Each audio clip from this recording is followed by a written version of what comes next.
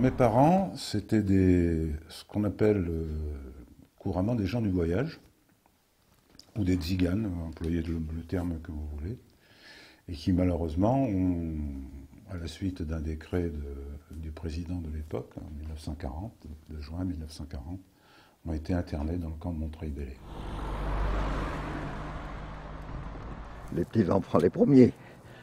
Et puis ce qui est resté, c'était pour les plus vieux. Et puis les vieux, rien du tout. Parce qu'il n'y en avait pas assez pour les petits.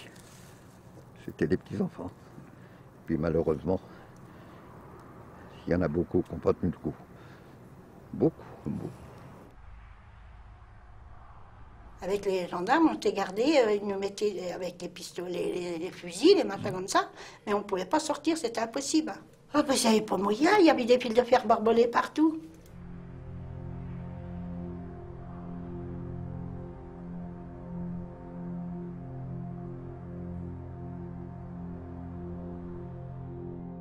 Ils y passaient la nuit et les enfants me disaient que, devenus adultes, qu'ils montaient dans le soupirail pour prendre un peu de lumière et surtout un peu d'air.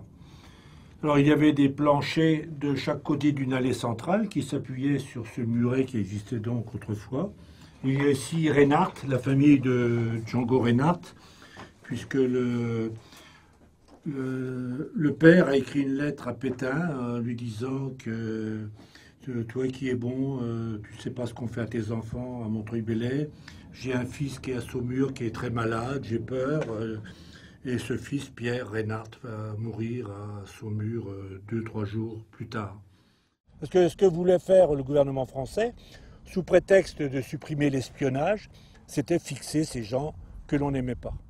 Il ne fallait pas compter prendre des douches et tout ça, moi. Non, on n'avait pas.